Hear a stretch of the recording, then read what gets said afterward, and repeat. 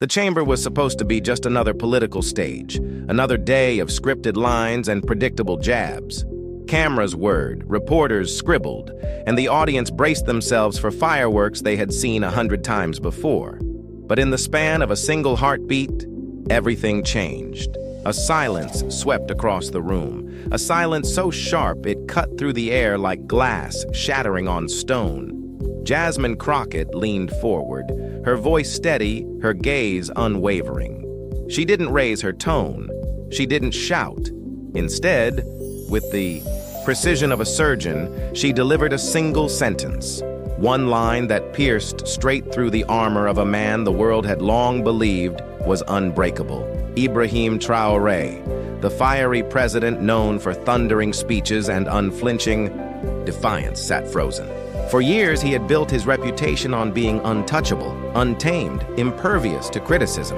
Yet here he was, staring into the words that struck deeper than any attack, words that carried the weight of truth, dignity, and unflinching moral clarity. And then, before the cameras, before the world, his eyes brimmed with tears. Gasps rippled through the chamber.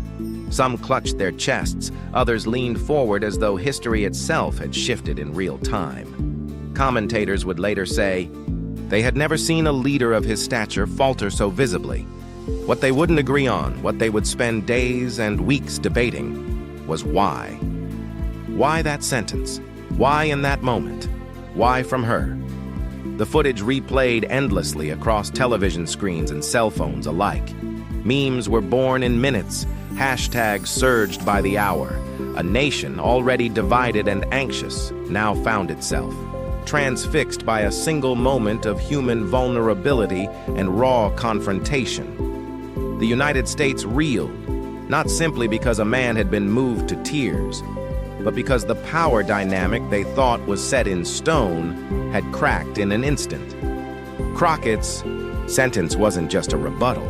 It was a mirror, held up with surgical precision, reflecting arrogance back on itself until it crumbled under the weight. One woman's calm defiance had undone years of posturing, and the aftershocks would ripple far beyond that chamber. But to understand how one line shattered a world leader, we have to rewind the tape. To understand the weight of that moment, we have to step back and see the storm that was already brewing. This wasn't just a passing exchange in a quiet committee room. It was the collision of two stories, two identities, two visions of dignity, each carried on the shoulders of leaders who represented more than themselves. The United States has long struggled to define its relationship with Africa, oscillating between promises of partnership and whispers of paternalism.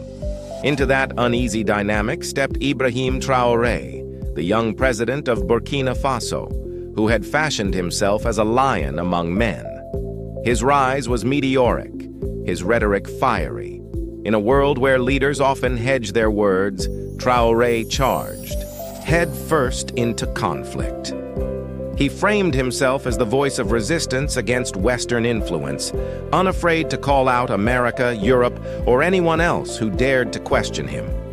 His speeches, often delivered with clenched fists and burning eyes, electrified some and alarmed many.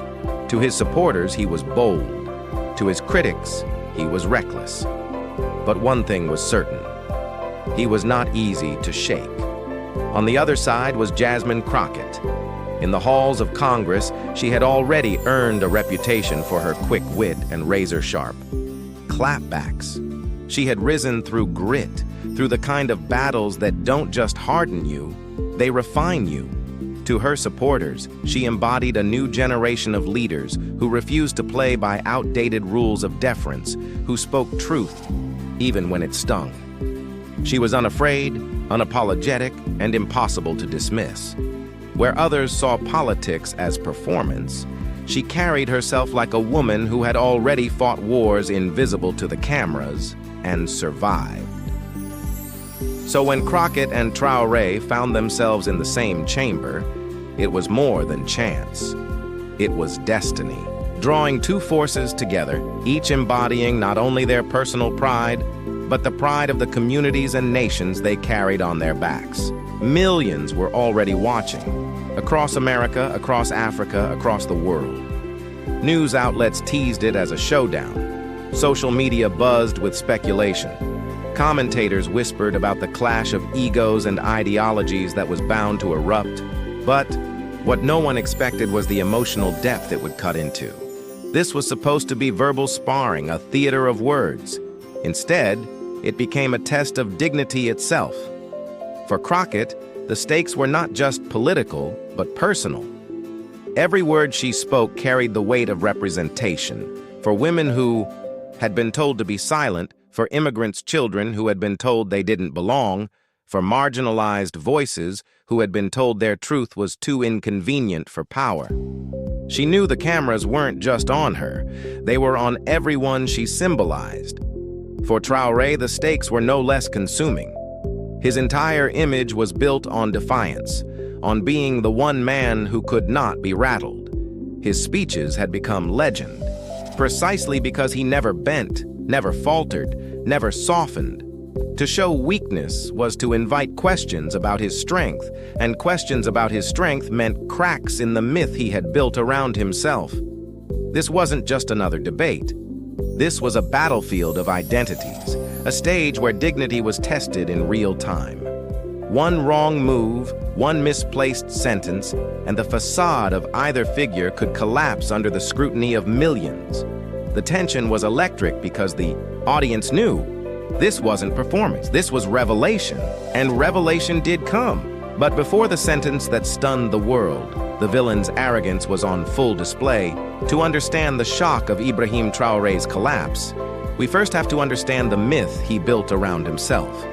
In Burkina Faso, his story is told like a legend, one of defiance, one of fire, one of a young officer who rose against impossible odds.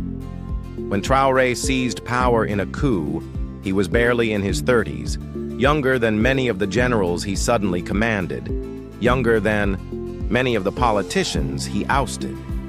His youth became part of his weapon. He was not burdened by the compromises of older men, not dulled by decades of waiting. He burst onto the scene like a storm, claiming to embody the frustrations of a generation tired of foreign meddling and tired of leaders bowing to outside powers. The image was intoxicating. At rallies, he spoke with a passion that lit up his supporters.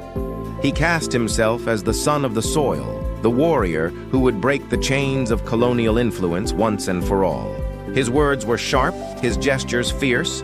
When he thundered against Western hypocrisy, people cheered. When he raised his fist and declared that Africa would never again be a puppet, crowds roared with pride. He was, in their eyes, the embodiment of resistance. But beneath that fiery exterior was a man whose defiance often blurred into arrogance. His speeches, while stirring, were laced with a contempt that went beyond rhetoric. He dismissed critics not with reasoned counter-arguments, but with derision. He laughed off questions from journalists. He scorned opposition voices within his own country, branding them as traitors or foreign agents. His rule, while wrapped in the language of freedom, carried the marks of authoritarianism. Dissent was silenced. Detractors disappeared from public life. His claim of giving voice to the people often meant only the people who agreed with him. And then there was his treatment of women. Traoré's fire burned brightest when he was challenged. But when those challenges came from women, whether politicians, activists, or journalists, his mask slipped into something uglier. He dismissed them with mocking smiles, interrupted them mid-sentence, and treated their critiques as if they were beneath him. His arrogance was not simply personal, it was systemic, a reflection of deeply ingrained beliefs about who deserved a seat at the table. To him, women in politics were often an inconvenience, not equals. This arrogance wasn't contained within Burkina Faso. As his global profile grew, so did his confrontations with Western leaders. He relished the spotlight of international summits where he could deliver speeches that stung and shocked. He accused the United States and Europe of hypocrisy. pointing out their interventions, their broken promises, their selective outrage. And often he wasn't wrong. His critiques struck chords that echoed across the global South.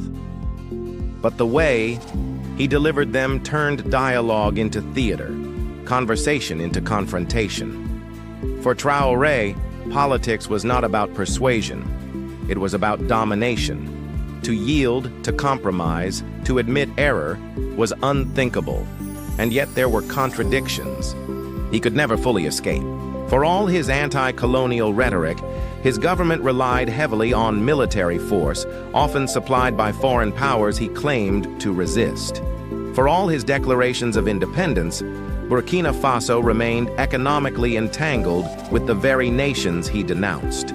For all his talk of people's power, his actions revealed a man who concentrated authority in his own hands.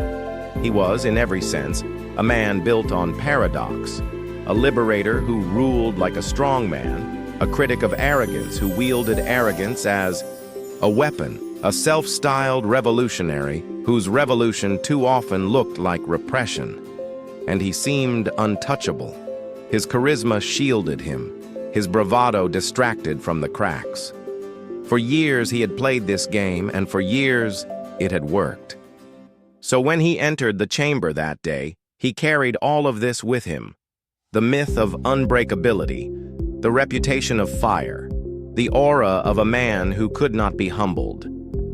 He looked across the room and saw what he thought was just another opponent, just another voice he could brush aside with a wave of rhetoric.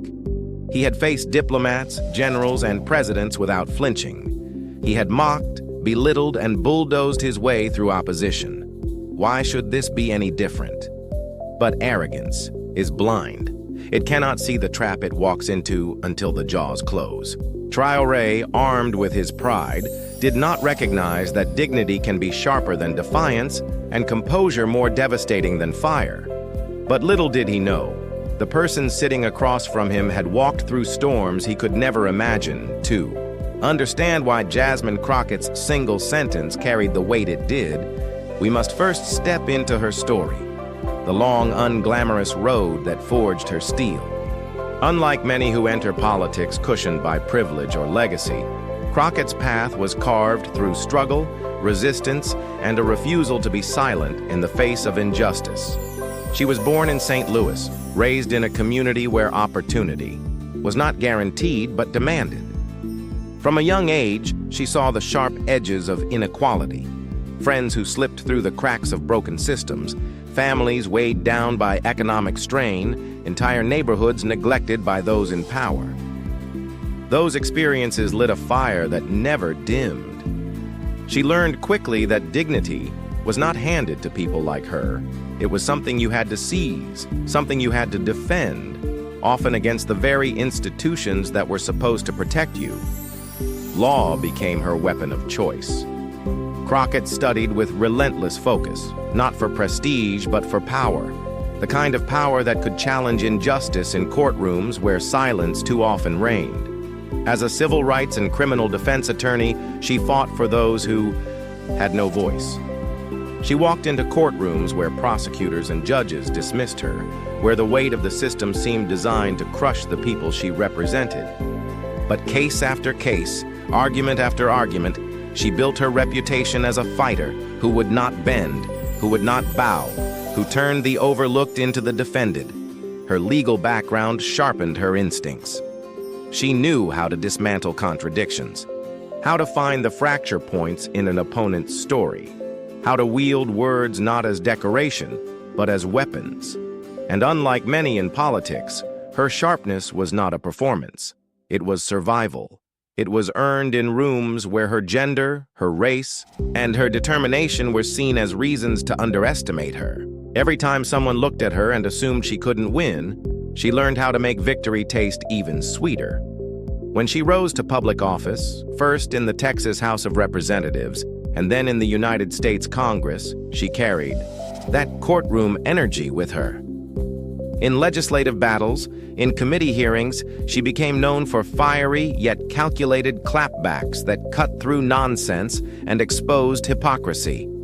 Her sharp tongue was never uncontrolled. It was deliberate, dignified, laced with the kind of wit that made allies smile and adversaries squirm. Clips of her takedowns circulated widely online, each one building her reputation as a woman who spoke truth without apology. And yet, there was a warmth that set her apart from the caricatures often painted of angry politicians. Behind the fire was empathy.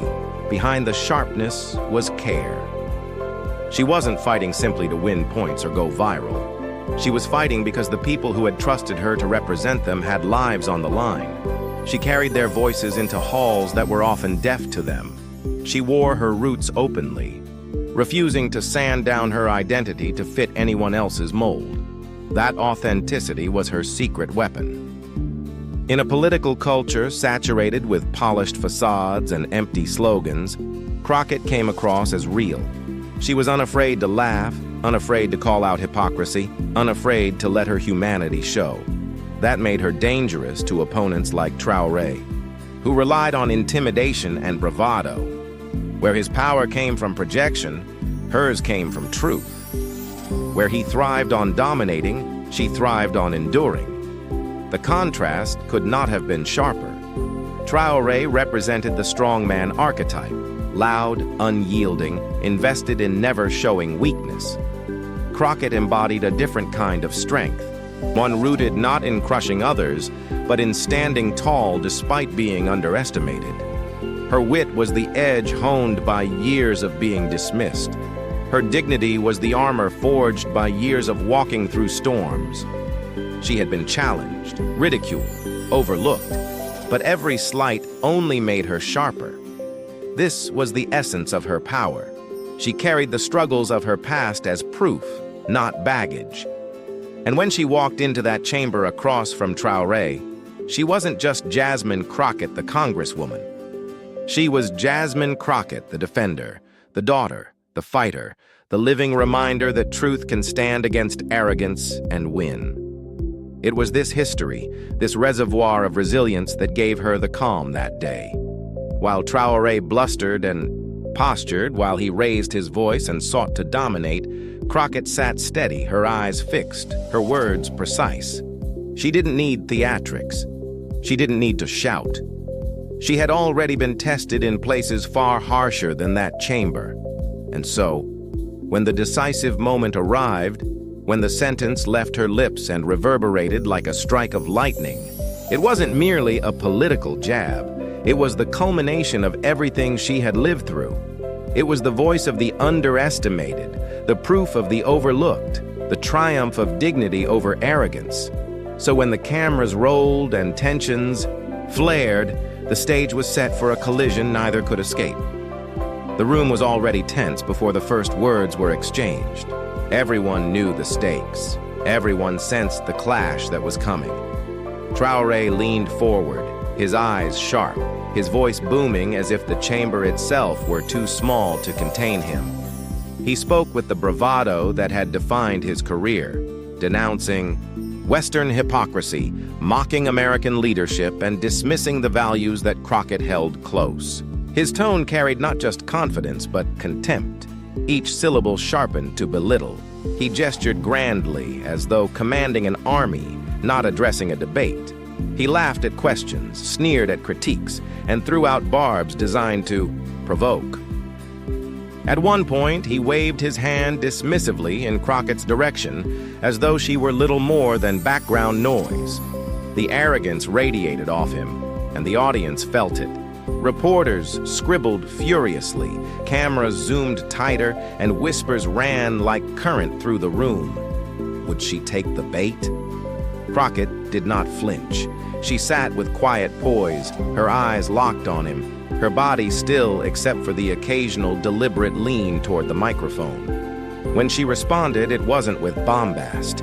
It was with precision. Her words were crisp, her tone even, her wit flashing like a blade in the dark. Where Traoré shouted, she cut. Where he mocked, she clarified.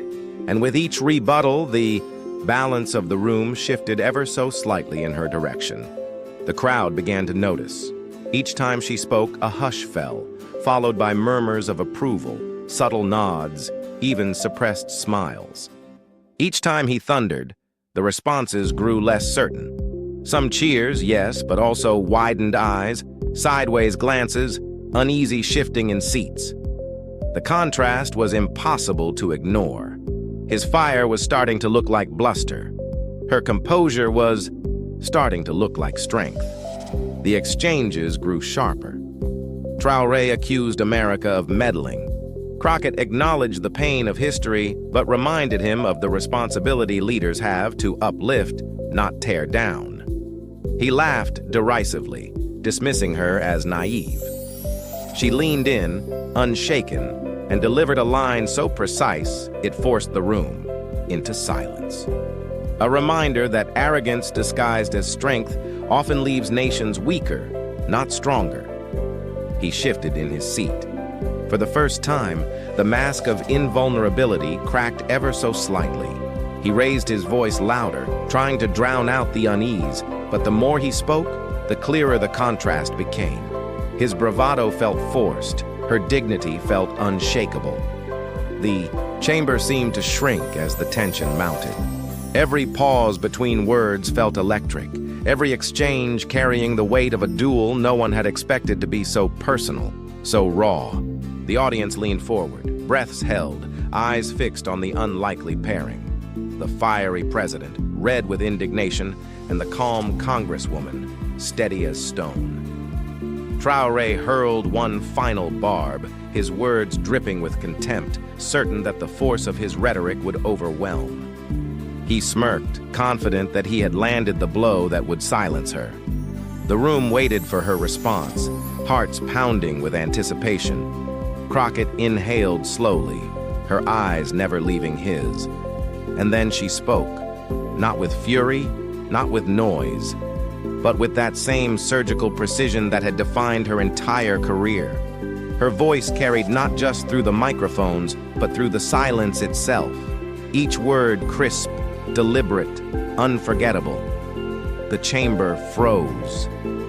Cameras caught the instant shift, the smirk slipping from his face, the startled glances between observers, the sudden realization that something irreversible had just begun. And then, with one sentence, Crockett turned the firebrand into a man undone. The air was heavy, thick with the kind of tension that makes every breath feel like a trespass. The chamber had grown restless under the weight of Traoré's bombast. His voice had been booming, his gestures sharp, his contempt practically dripping onto the polished desks. He had dominated the exchange, or at least he thought he had, pounding the table with his pride, sneering at the woman seated across from him. To his supporters, it was vintage Traoré, the strong man, unbowed. But to those in the room, there was a sense that his words were echoing louder than his conviction, as though the volume was hiding the cracks. And then it happened. Jasmine Crockett leaned forward, slowly, deliberately. She didn't match his volume. She didn't rise to his theatrics. Her stillness alone demanded attention. The microphones caught the quiet clearing of her throat, and the chamber fell into silence. Reporters stopped mid-sentence. Cameras zoomed tighter. Even Traoré, who had spent the past minutes swatting at her as if she were beneath his notice, leaned back ever so slightly. When she spoke, her words did not rush. They walked, each syllable measured, every pause weighted with intent. She began by acknowledging what everyone already knew, that Traoré saw himself as the unshakable lion, the one who could not be rattled by Western critique. She allowed the room to nod with her, to lean in with her, as if she were setting a trap with velvet threads. Then came the shift. Her voice, calm and steady, cut through the chamber with surgical precision. Strength, she said, is not measured by how loudly a man shouts, but by how much truth he can bear without breaking. The words landed like the first rumble of thunder. Traoré's jaw tightened. He smirked, but it was forced, his eyes flickering with unease. Crockett pressed forward, her composure unshaken. "You claim to resist the shadows of colonialism," she continued. "But what dignity is there in silencing your own people, in mocking women, in mistaking arrogance for leadership?" The room shifted. Gasps broke the silence. Some mouths hung open, others whispered in disbelief. It was not just what she was saying, it was the way she was saying it. Unhurried, unshaken, as though she carried the entire history of every dismissed voice on her shoulders and had chosen this exact moment to lay it down before the world. Traoré's face reddened. He tried to interject, but Crockett held up her hand, calm, commanding, and then came the sentence. The line that would be replayed across every network, every timeline, every conversation in the days to follow. With her eyes locked on his, she said, "A man who cannot respect dignity in others will one day wake to find he has lost his own." Silence. A silence so profound it felt like the air itself had been sucked out of the room. For a moment, time froze. And in that stillness, Traoré's mask slipped. His lips trembled. His eyes, once burning with fire, now glistened with the sting of unspoken truth. The man who had built his empire on unflinching bravado suddenly faltered.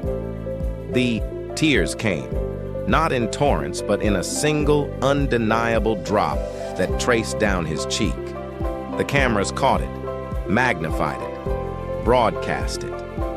And just like that, the myth cracked. The audience erupted in murmurs. Some gasped aloud, others clutched their phones to capture the moment, while reporters scrambled to rewrite their narratives. What had begun as a duel of words had turned into a moment of human unraveling. Crockett did not gloat, did not smirk, did not raise her voice in triumph. She sat steady, her gaze fixed on him, not in cruelty, but in unyielding truth. The chamber was electric. People shifted in their seats as if trying to process what they had just witnessed. Commentators in the press box exchanged wide-eyed glances, already imagining the headlines. Traoré breaks under Crockett's words. One sentence. That shook the world. In that instant, Crockett became more than a congresswoman. She became a symbol. The woman who had pierced the armor of a man who had called himself unbreakable. The ripple effect was immediate. Clips of the sentence spread like wildfire online.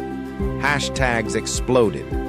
Social media users from America to Africa weighed in, some in awe, others in outrage, all unable to look away, and yet, for those in the room, the impact wasn't just digital, it was visceral. They had seen it with their own eyes. The strong man humbled, the lion silenced, the firebrand undone not by force but by dignity. Traoré tried to recover, to laugh it off, to summon the flames that had always shielded him. But his voice faltered, his gaze wavered. The illusion was broken. The audience no longer saw the invincible lion, only a man, vulnerable, undone by the weight of truth. Crockett didn't press further. She didn't need to. The silence spoke for her. The tears spoke for her. History, in that moment, had already chosen its headline. And as the chamber settled into the aftershock, one truth became undeniable. This was not just politics. This was revelation, a turning point that would be remembered long after the cameras stopped rolling. But what happened after the tears fell may have been even more shocking. The moment Crockett's words left her lips, history didn't just pause, it erupted. Within minutes, clips of the exchange were flooding every corner of the internet.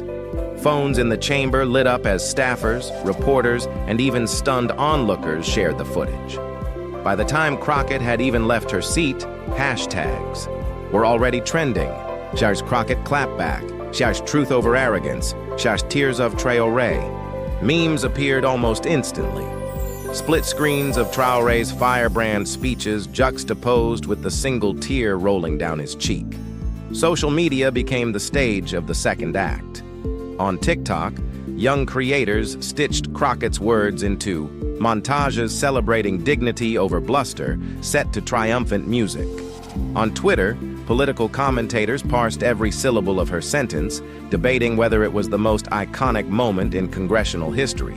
On Instagram, reels of the mic drop moment garnered millions of views within hours, turning Crockett's calm defiance into a global symbol. Cable news seized the spectacle with ravenous hunger.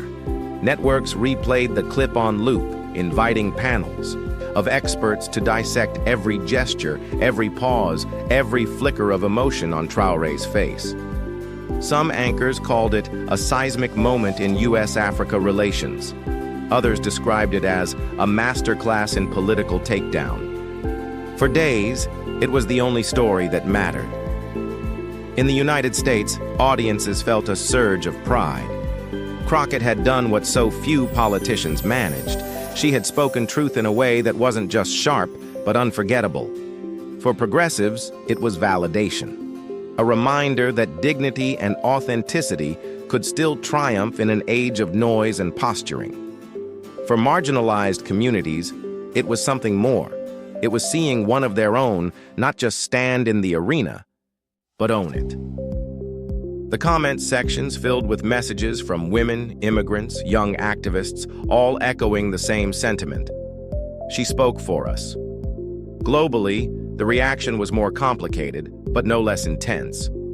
In Burkina Faso, Traoré's supporters rallied, some calling Crockett's words an insult, others expressing quiet disappointment at seeing their leader so visibly shaken. In other parts of Africa, debates raged online. Was this a humiliation, or was it a moment of necessary truth? European media outlets highlighted the contradiction at the heart of Traoré's defiance, noting how one sentence had exposed it more powerfully than years of diplomatic critique. Celebrities, never far from the cultural pulse, jumped in. Actors, musicians, and athletes tweeted their admiration for Crockett, turning her into an overnight icon beyond politics. Late-night hosts replayed the clip, their punchlines only amplifying its reach. Even rival politicians, often reluctant to give credit across the aisle, couldn't help but acknowledge the gravity of what she had done. Some praised her directly, others, more cautious, admitted only that something extraordinary happened here. The ripple effects touched every layer of public life. Students debated it in classrooms. Faith leaders wove it into sermons about humility and truth. Activists cited it as proof that even the most powerful could be held accountable. Not, with anger, but with dignity. It became more than a political moment. It became a cultural milestone, and through it all, the image lingered. Ibrahim Traoré, the lion, the unshakable firebrand undone by a single sentence from a woman he had dismissed. That image did what no op-ed or policy paper could have done. It humanized power, stripped it bare, and reminded the world that arrogance has a breaking point. But amid the frenzy of memes, debates, and headlines, one question remained. What did it mean beyond the spectacle? What lesson could be carried forward from the clash? For that, only Crockett herself could provide the answer. Yet amid the noise, Crockett herself offered a reflection that turned a clash into a lesson in the days after the chamber erupted with Crockett's sentence.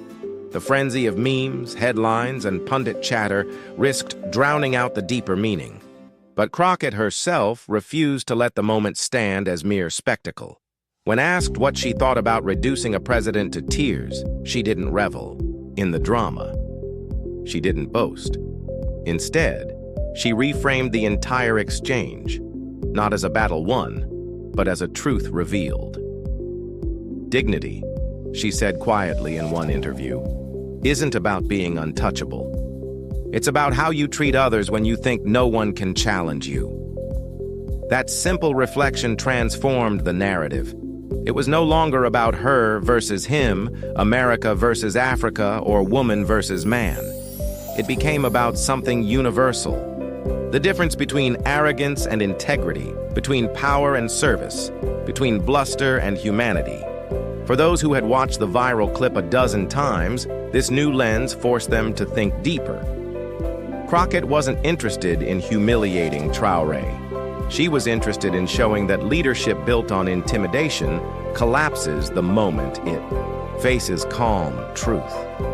Her sentence had struck so deeply, not because it was clever, but because it held a mirror to him, and by extension, to every leader who mistakes domination for strength.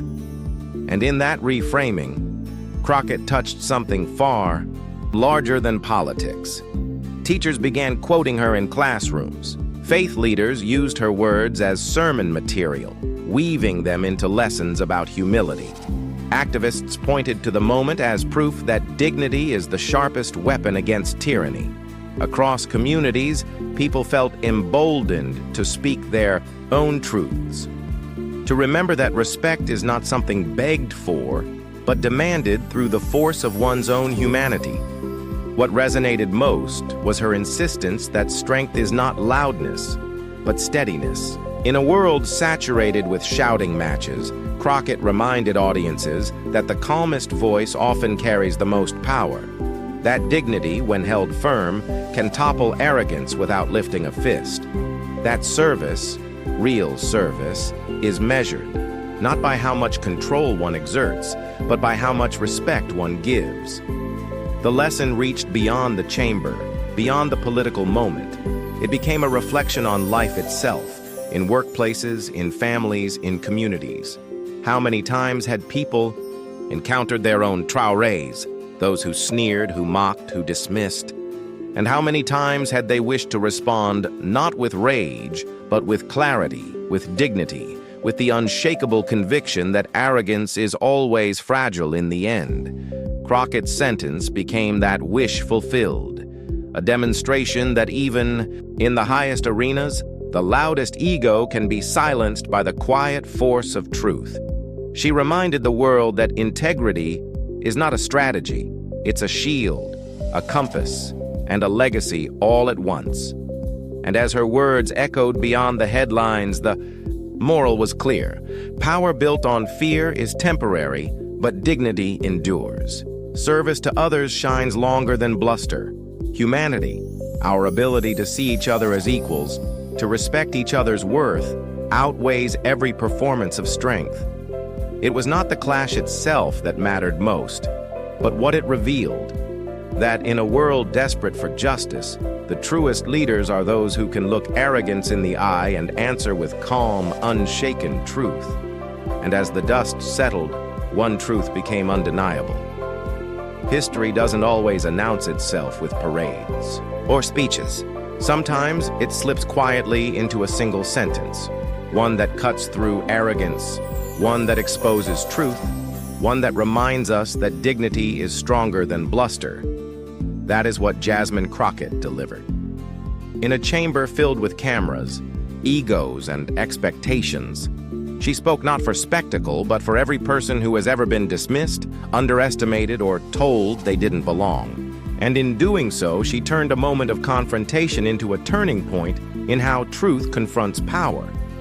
This wasn't just political theater, it was a lesson, a reminder that leadership is not measured in the noise you make, but in the respect you give. That arrogance, no matter how loud, will always falter before dignity. That humanity, the simple act of treating others with worth, remains the strongest weapon in any struggle for justice. And now, that lesson belongs to us. It belongs to everyone watching who has ever felt silenced, everyone scrolling who has ever longed for validation, everyone listening who knows that truth deserves a voice. Crockett showed what happens when courage meets clarity, and the ripple effects are still spreading. So here's the call. Don't let this moment fade into yesterday's news cycle. Share it. Carry it. Let it remind you that your voice, too, matters, that dignity is contagious, and justice begins with truth spoken aloud. Subscribe for more stories that cut through the noise, that remind us who we are and what we can become. Join this movement of resilience, of clarity, of unwavering humanity. Because the world doesn't change when arrogance wins a microphone. The world changes when dignity refuses to be silenced, and together we can make sure that change never stops.